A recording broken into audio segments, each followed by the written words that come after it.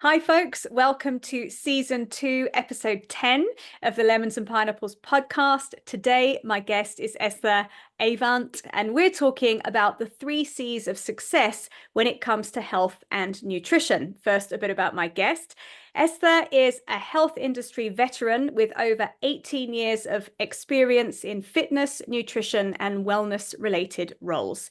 She's known for making exercise and nutrition simple and helping her clients address the root issues that have been standing between them and results that last. Her Gone for Good framework has helped hundreds of women lose weight for the last time and start living their healthiest, happiest, most confident lives. Her business, EA Coaching, provides full spectrum health and lifestyle coaching through a combination of exercise, nutrition, lifestyle, and mindset strategies.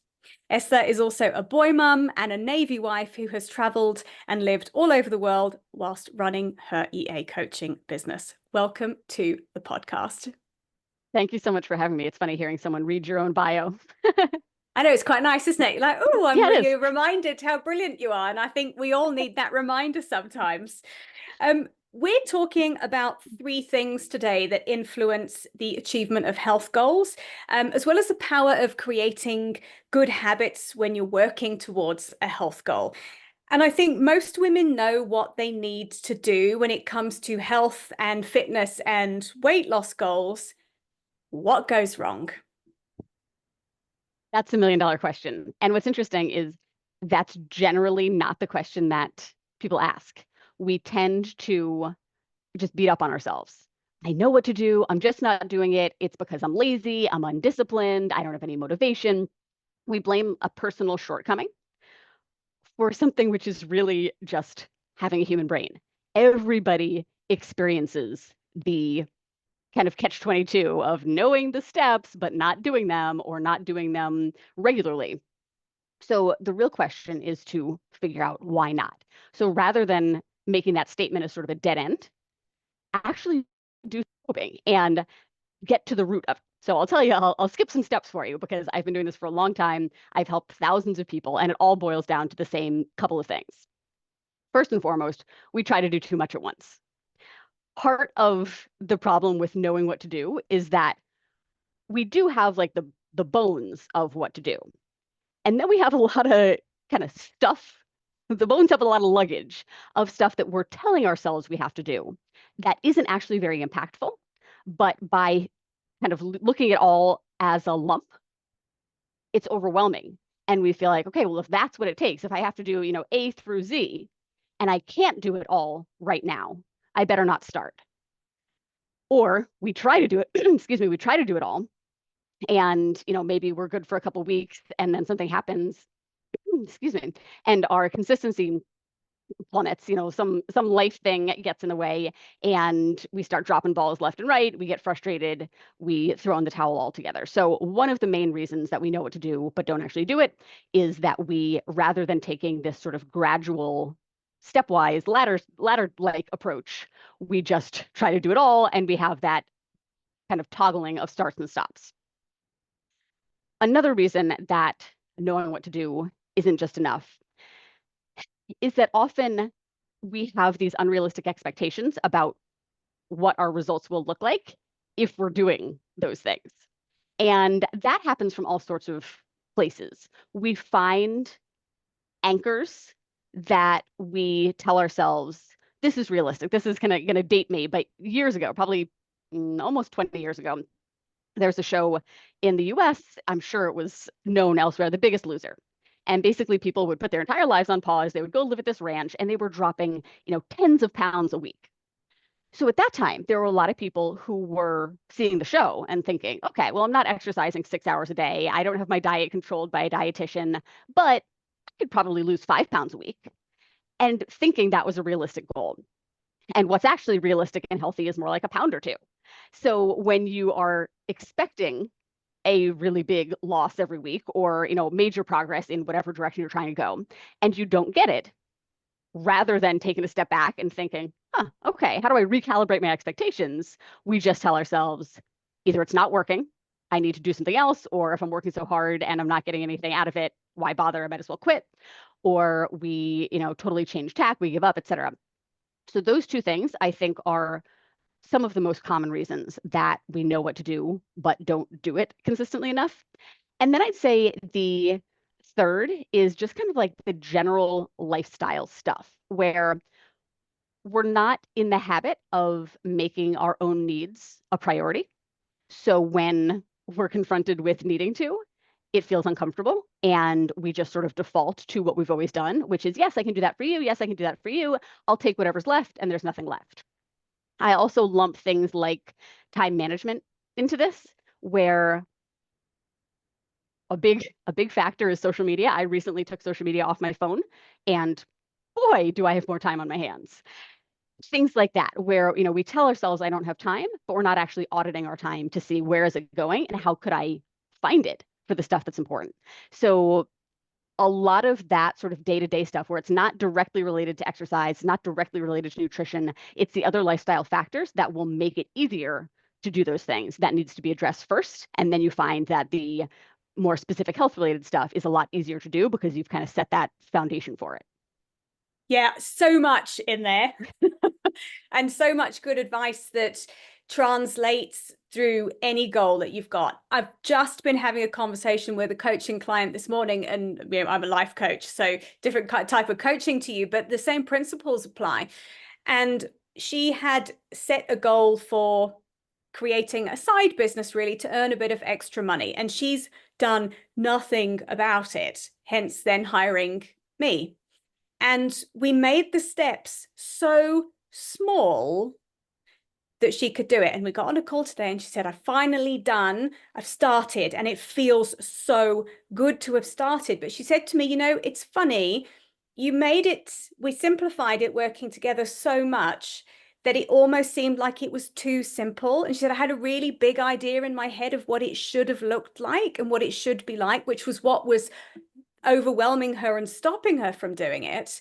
But in breaking it down to smaller steps, and like you've said, making it manageable and actually looking at what's realistic in terms of expectations. I'm sitting here looking at your beautiful toned arms, and again, that's something.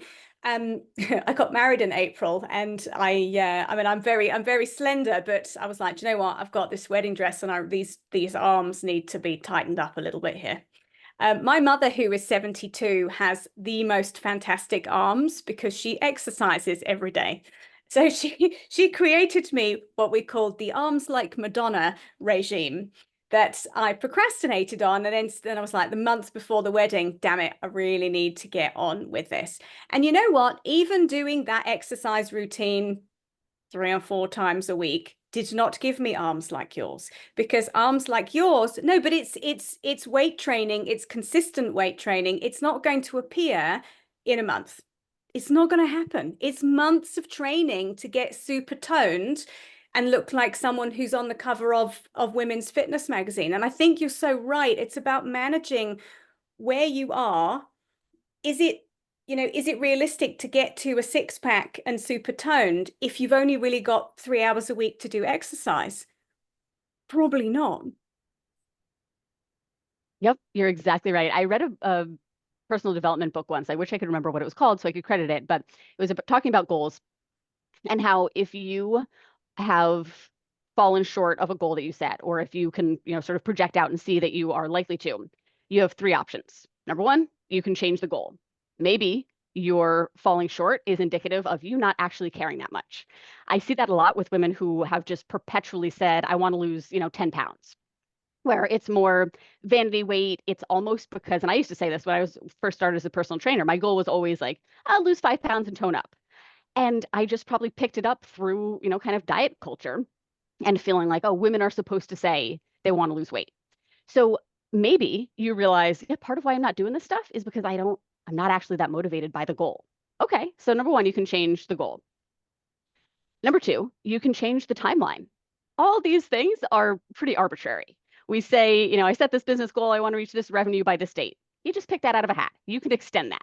You can, if you say I want to lose 10 pounds by my birthday, or 50 pounds by the end of the year, and you're tracking, behind that. Okay, so how about by February or March? The point is you'll still reach the goal. It'll just take a little longer. The third option is that you can change your approach.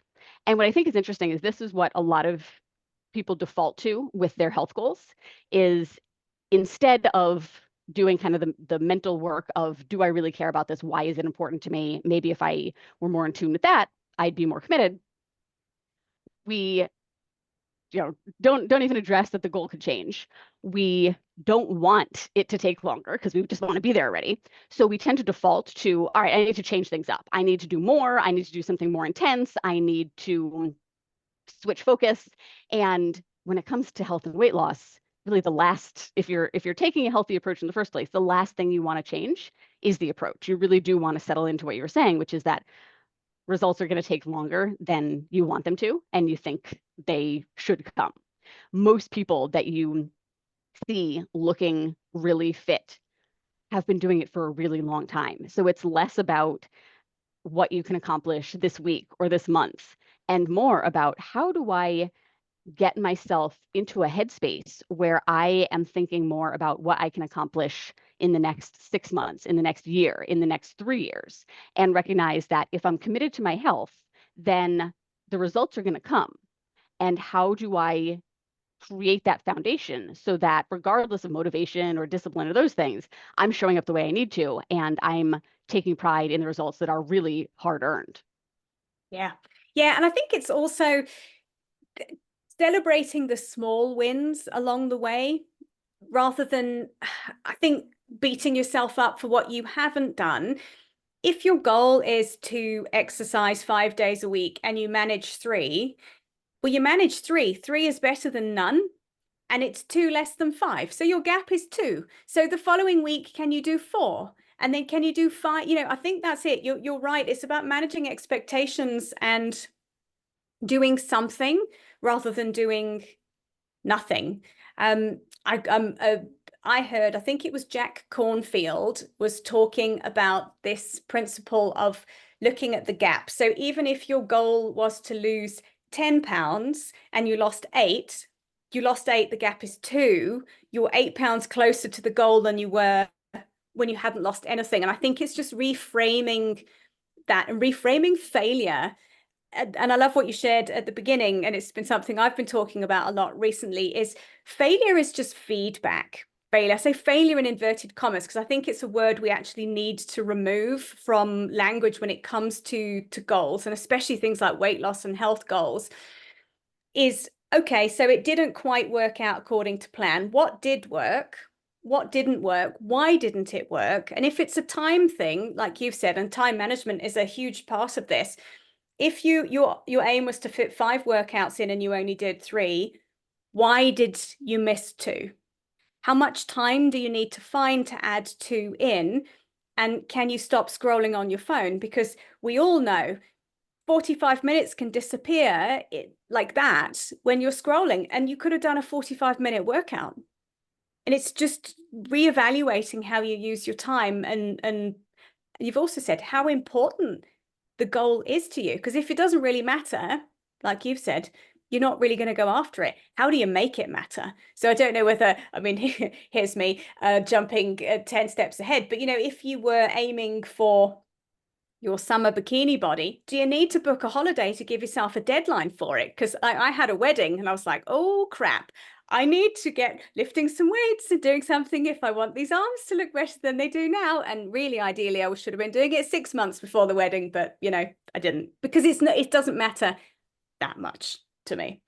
So yeah, talk to us a little bit about your 3 C's of success, because this is really the fundamentals of the program you teach and how you coach. And I think this is a really interesting piece of information for people. Yeah, so we've already kind of hinted at them. So what I found is that in order to really be successful at not just your health goal, but really any goal that you want to achieve, you need 3 C's. The first we've been talking about is kind of the most obvious for people is consistency. We all know that if we're not day in and day out doing the things, most of the time, we're not gonna see the results. So that's number one. The second one is commitment, which we also touched on. It's like, why does this goal matter to you? What difference does it make whether or not you achieve it? And a lot of times we just kind of stick to surface level and we focus on, the aesthetic of like, oh, I just want my clothes to fit more comfortably. And it's like, okay, well, why does that really matter? Is that kind of 5 whys exercise that I'm sure you're familiar with? And you sound kind of like an annoying toddler. Why? But it helps you dig deeper.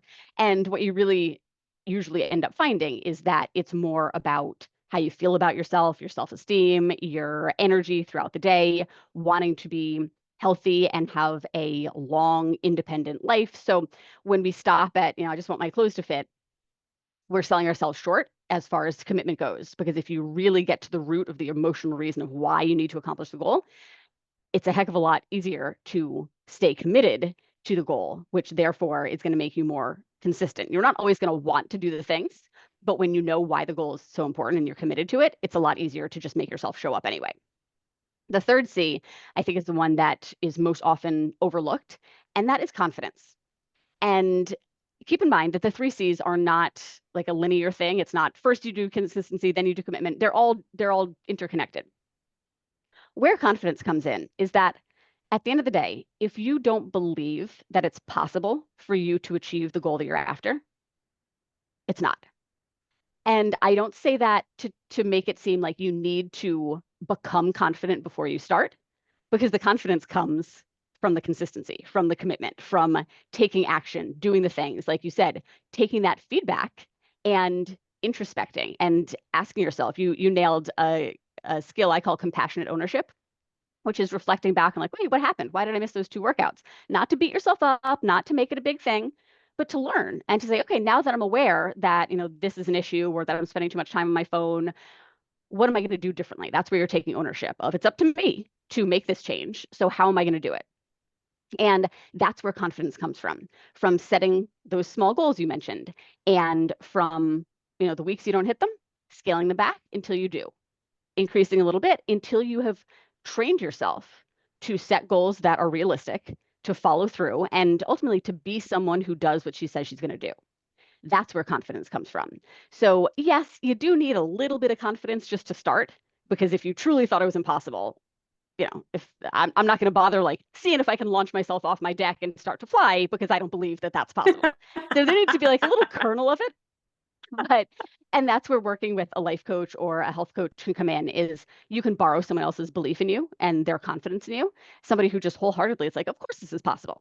If you don't believe it, borrow mine, and you start to develop it. So you do need a little bit of belief to start, but really you build it as you're going. And one of, I think, the most rewarding things as a coach, and you may have experienced this also, is when your clients sort of turn that corner to knowing that their success is inevitable.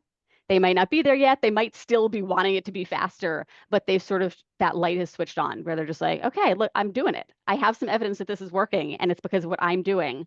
And if it doesn't feel unsustainable, I think I can do this. And then it's just like they sort of turn up the effort, and it really does become possible. So consistency, commitment, confidence are the 3 C's you need to accomplish any goal.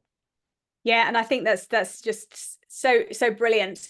And confidence, like you've said, comes from starting. You need to start, and you need to have your why of why you're doing something.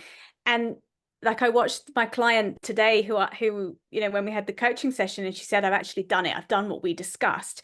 And you could see she's like, I've actually stepped up for myself and done it.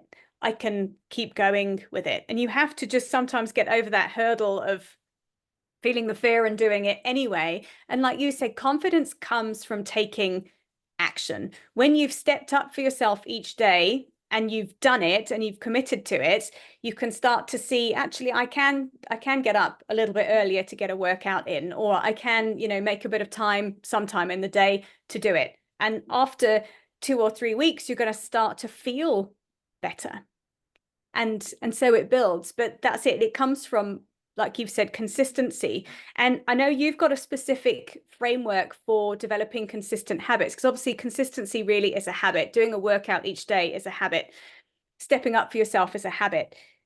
Talk to me a little bit more about your framework for helping clients create consistent habits in their lives. Yeah, thank you for asking. So there's 3 components to this as well. The first, and we've touched on all of them. The first is what I call learning and mastering the big rock habits. So that goes back to what we talked about very early on, how there's some stuff that makes a big difference and there's some stuff that makes a tiny difference, and we tend to give them all equal weight. So what can really help build consistency is to get rid of all the noise. Just stop stressing about the stuff that is pretty inconsequential, like, what time you eat dinner, or, should you count net carbs and things like that. And you just start focusing on the things that give you the most bang for your buck: your strength training, your walking, your protein intake, your fiber intake, et cetera. When you focus more on those, you have more energy to devote to them, which means they'll start to feel easier more quickly, which means it'll be easier to be consistent without it taking a ton of effort. So that's first and foremost. And when you are getting started, or when you're trying to reestablish or develop a new habit, I recommend just a basic tracker. I have one that we'll put in the show notes. You can get it at esteraavant.com/habits. It just is a paper calendar that you print off, put on your fridge, and you put a little check mark or a smiley face or a sticker. Each day you do the things to, number one, see those small efforts adding up. Once you get kind of that streak going, you want to keep doing more, but also for you to highlight where your consistency is lacking. You might see that, okay, for the last 3 weeks, I got my stickers Monday through Friday, not a sticker to be found over the weekend. That's good information for you to then figure out, okay, what needs to change for weekends. So that's first and foremost, is the exercise, nutrition, big rocks, keeping it simple with what you're trying to do. The second is having some form of support, accountability, guidance, et cetera. This can be working with a coach, and in a program like ours, we have the built-in community, we have all of that kind of in one. It may be working with an in-person trainer, or going to a group exercise class, or this I think is often doesn't work as well as people would like, but some sort of accountability partner, a friend or somebody, just some way, some external accountability, so that you have a little bit of extra incentive to do the things. Ultimately, you do want to build that intrinsic motivation where you don't need somebody looking over your shoulder to do the stuff. But in the beginning, when you're developing the habits, it's super helpful to have somebody go through those exercises with you and say, okay, here's the goals we set. How did it go? What went well? Let's celebrate that. What didn't? Let's work on that, so that you can develop the habits more quickly. And then the third component is what we touched on, the compassionate ownership, the other kind of skills and tools that we need in order for this stuff to be easy. So one of those is to not oscillate between this like all or nothing, either I failed or I'm on top of the world. We just kind of settle into the middle, which is like, this stuff is going to coexist. There's going to be some stuff we do well, some stuff we don't do well. We need to be able to take it in stride and learn from it. This is also where we do kind of the deeper work of looking at our past and understanding how is that impacting our habits right now and how we feel about ourselves. So those three things I find, we've got sort of the surface level with what the habits are. That's what most people focus on. We've got or I guess that's above the surface. We've got right at the surface is the accountability. Most people recognize I'm better when somebody's, holding my hand or on my team. What most people don't really focus on is what's beneath the surface, which is kind of all the other stuff that can make or break this. And this is what we talked about with, boundaries, time management, self-worth, all of that stuff is playing a role in our ability to be consistent and therefore reach our goals. So when you're not doing that work, you're really kind of doing yourself a disservice. Yeah, I should love me a bit of mindset. Really, as a coach, I think that is the fundamentals of the work you do with a client, because you can set goals, you can make an action plan, but fundamentally, if underneath it you don't believe you can do it, you have got limiting beliefs that are holding you back, you have to go through the messy middle to understand that, unpack it and repack it to be able to reach a goal, I think. And I'm really glad you brought that up, because you can have all of the habits in the world, you can have habit trackers, you can have a coach, you can have accountability, but if underneath it you've not done the inner work, nothing really changes. It all begins in here. And I think that's what for me is so exciting about coaching, is helping people get to that. I'll often have people who come to me for coaching about one thing, and then it morphs into something completely different when you start to sort of peel the layers back. And actually the problem isn't the problem at all. It's a symptom of something else that really deeply needs to be dealt with. And once that starts shifting, everything else becomes much, much easier. So, thank you for bringing that up. And the other thing is, you don't have to walk a journey like this alone. It's hard, especially for people if they've got a big weight loss goal or a big fitness goal. It's really difficult to motivate yourself and do it on your own. But if you're paying somebody, you're spending money. Coaching is an investment. It's not a cheap exercise. You're betting on yourself there.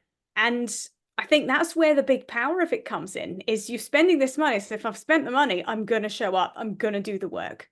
And that in itself, I think, can be the biggest motivator for people sometimes. Absolutely. There's so much good stuff in there. We use the term messy middle as well, because it's really about just kind of settling in there and recognizing that, like, yeah, we're used to extremes, and most of the stuff happens in the messy middle, which is like, most of your workouts are going to be decent. You're going to have some that feel terrible, some that are amazing. Most of the time, it just, you showed up, you did your best, you moved on, and getting used to that, getting used to the day-to-day and how to change how you show up in your day-to-day is really what it's all about. There's something else that you mentioned that I wanted to comment on, but I've forgotten, so I'll let it go. I'm going to wrap us up here. What is one piece of advice you can give to someone who's listening who maybe has a weight goal or a big health goal, and they need to make some big changes, and it might be something they've been wanting to do for a really long time and they've just never quite got there? What could you say to that person to help them get themselves into action? That's such a good question.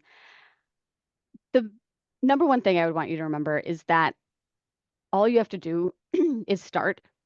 And it doesn't need to be this big declaration. It doesn't need to be posting in your social media saying, starting Monday, I'm, going full carnivore or anything drastic. In fact, that is the opposite of what you should do.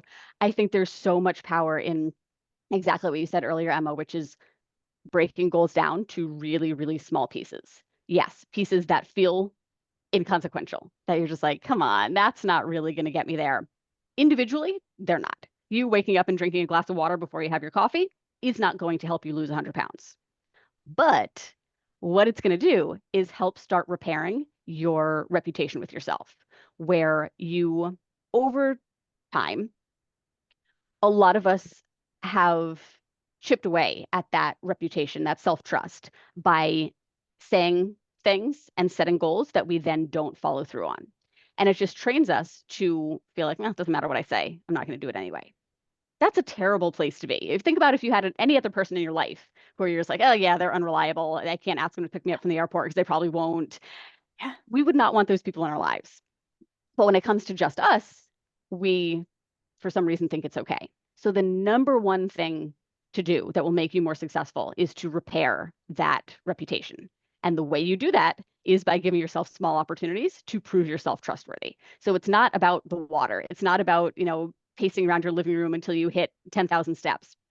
It's about setting a goal and then doing it solely because you said you would. So when you start small, there's just fewer ways to talk yourself out of it. When you're like, oh, it's just a glass of water. It's just 5 minutes. It's just one email, whatever. Okay, fine. I'll just do it. I don't think it's going to make much of a difference, but I'll just do it because it's not that big a deal. What happens when you do that is you build some confidence, you get some momentum, you feel good, just like your client was experiencing. Like, I did what I said I was going to do. I'm starting to see, as you take a step forward, it's like the next step in the path lights up and you realize, okay, I can do another thing. I can keep going from here. So just start whatever it is that you've been putting off. Don't make it a big deal. Just think of one thing. Brain dump a whole list of like, what are all the things I could do that would be a little bit healthier than what I do? Pick one, start with it, celebrate the hell out of it, and then do it again. And then do another thing when you feel ready. That's how you'll get there. Yeah, it might take longer than you'd like. Surprise, it's going to take longer than you'd like, no matter what you do.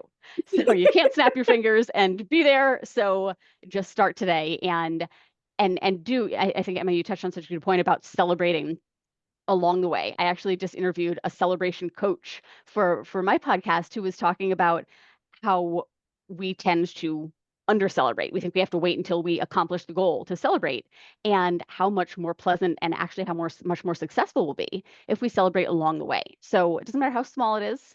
You don't need to, throw yourself a parade because you drank the water, but like pat yourself on the back, acknowledge that this is a win, and go from there. So I guess all of that in a nutshell is just start. Pick something small and start, and then just keep going. Yeah, just excellent advice. And I really, really like what you shared about repairing your reputation with yourself and likening it to how would you treat a person who constantly let you down? You'd kick them to the curb and you'd get rid of them. And you can't do that to yourself. But also, you wouldn't tolerate someone treating you like that. So why do you tolerate treating yourself like that?